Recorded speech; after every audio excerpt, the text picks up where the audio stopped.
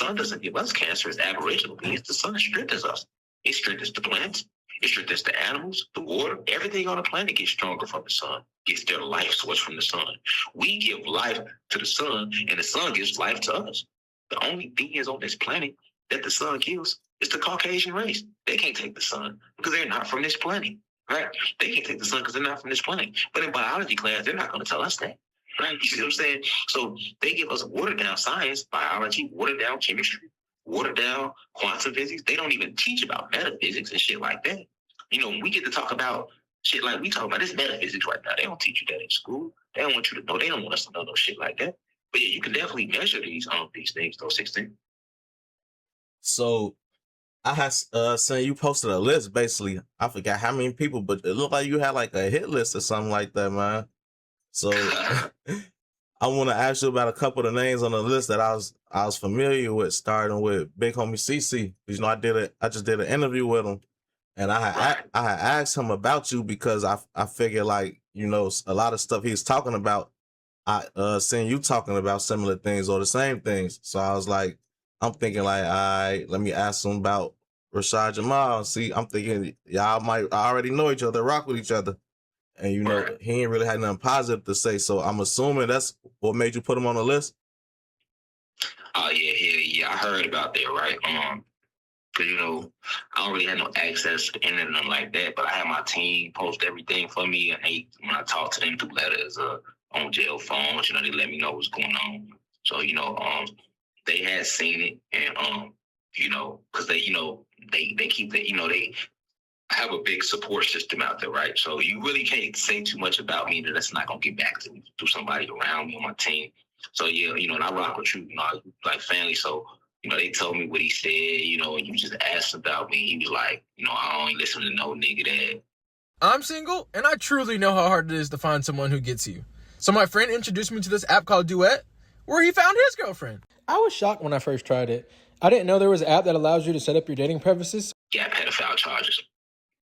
Personally, when I heard that, because it's crazy because before I was even aware of him saying that, his name hadn't come across my desk. Like, anybody that's trying to speak out against oppression, anybody that's trying to raise the frequency or do something positive on the planet, because that's what I'm on, that's what I'm aligned with, that's what I'm here to do. I'm here to spread unity and stuff like that. I meditate 8 to 9 to 10 hours a day. I've been on 24-hour lockdown for 4 years straight, castigated in America for speaking truth, castigated for trying to bring people together, regardless of their pigmentation, regardless of their religious belief, their sexual preference. I don't care about any of that. That's all materialistic things. All I see is the spirit and the soul. So by me trying to unite spirits and souls, right, regardless of what you come from, I don't judge. I come from gangbanging. I used to be a gang leader for the Gangster Disciples in jail. That's well documented in Cook County Jail. You know what I'm saying? I come from that gang banging, robbing, being strung out on X people. So who am I to judge? Now that I remember who I am and I'm on my spiritual journey, I reach back for my people because I didn't know what I know back then. If I'd known that then, I would have took to the streets, right?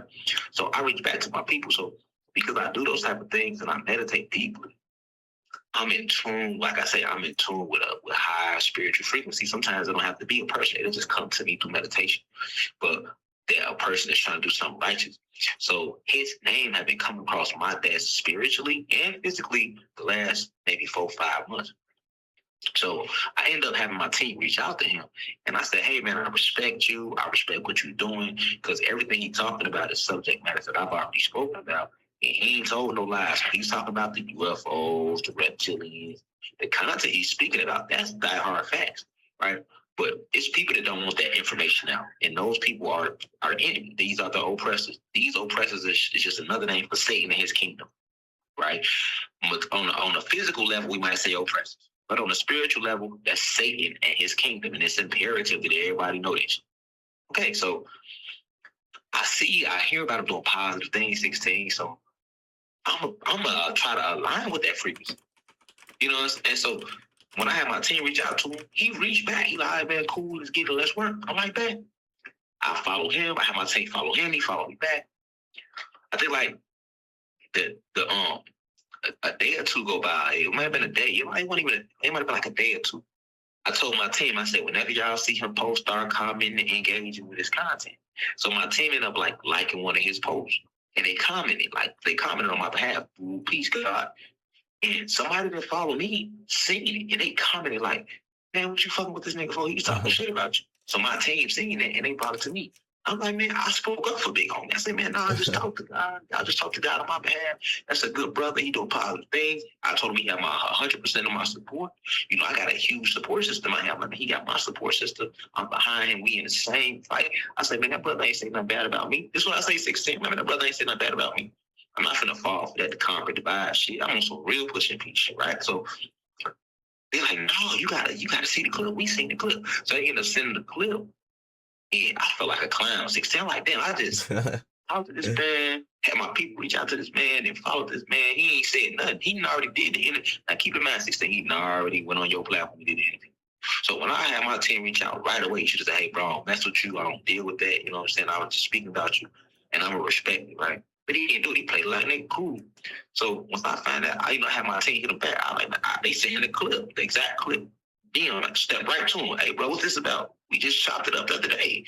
You could have told me you been felt like that. And I got DM receipts and all that, and you need that shit. You know, I ain't gonna do no line. So he responded back like, I don't know what you're talking about. What? How the fuck you don't know what I'm talking about? You literally just get asked, Rashad, Jamal, you ain't even let little bro get my full name out your mouth. You 16, he was like, hey, so Rashad, Jamal, no, man, I don't need fuck. You know what? You might have been for the same shit. You might have said, Rashad, Jamal, you don't go to that nigga. He knows some fake shit. I fuck with you, nigga. He ain't let you finish it. As soon as you get Rashad, before you can finish Jamal, I don't fuck that nigga. I don't fuck with nigga pedophile charge. So for me, I'm like, I step up to him like a God, like the man we is. Like, first off, I fully understand why you don't support nobody with pedophile charges. I don't support nobody with sex charges. You know what I'm saying? I'm a strong advocate against rape, molestation. I'm an advocate against anything that is against black folks and against righteousness in general.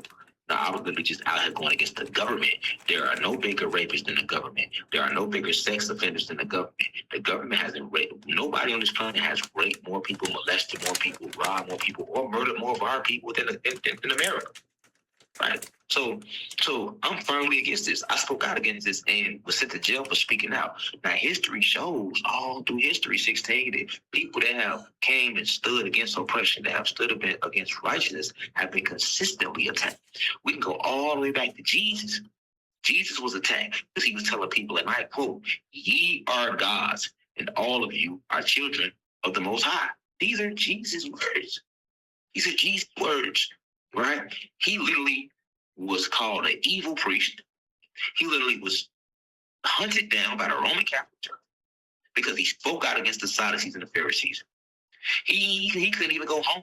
He said himself, a prophet is honored everywhere except his hometown, amongst his family, and in his own household. Let me repeat that again. These are Jesus' words, not Rashad Jamal. They go read the gospel. Jesus, a.k.a. Yahshua, said, for a prophet is respected everywhere except for his hometown, amongst his family, and within his own home. So to let you know, his family, his friends, people wasn't fucking with him. They like, nigga, I know you, man. You ain't no prophet. That's probably how you look at. Right. But listen, though, you feel me? Like, everybody was against him when he walked the planet 16. Like, he only had 12 people fucking with him. Let's break this down in hood terms. Like, he only had 12 people fucking with him. Now, let's think about how great we look at Jesus now, today, right? When he walked the earth, nobody was fucking with him. Why? Because his truth was going against the society norms of the time. And he was attacked and sent to jail for that and sentenced to death. Not, they ain't give no years like they did me and other greats. They sentenced him right to death because he was the truth. Okay. You can break down to Daniel and the Lion's Den. We ain't got to go to the prophets. We can break down to modern day activists. Marcus Garvey, who started the first black newspaper in the country in the 20s, he was shot at. There, they tried to assassinate him and jail and then exiled out of America for waking up the people. We can behind him, you get Noble Drew Ali. Noble Drew Ali was sent to prison and then assassinated after he got out of prison because he started the Warrior Science Temple of America, speaking out against the normal sort, against these oppressors. Right? You can go down after him. You get Rabbi Matthews, and you go down to him. After him, you get Elijah Muhammad. W.D. Farad. W.D. Farad is the founder of the Nation of Islam. He was assassinated. That's how Elijah Muhammad became in play. You go to Elijah Muhammad, As soon as he got playable over the nation, they gave him 5 years, and he did 5 years in Chicago. You know what I'm saying, for tax evasion. That man ain't paid no tax. They just locked the man up because he was too powerful. Then they put pedophile charges on Elijah Muhammad. They said Elijah Muhammad impregnated over 9 girls in the Nation of Islam. Wasn't true. Right then, under him, you get Dr. York and Malcolm X. Hey, shout out to everybody that's tuned into this video, man. I appreciate all y'all. If y'all want to show y'all appreciation back, just hit that like button for me, man. And follow all my social medias at 16 Shot on Visuals with a Z. Last but not least, though, check out my merch, man. Check out the merch below in the merch shelf. If y'all see something y'all like, man, y'all want to support, cop a little something, gang.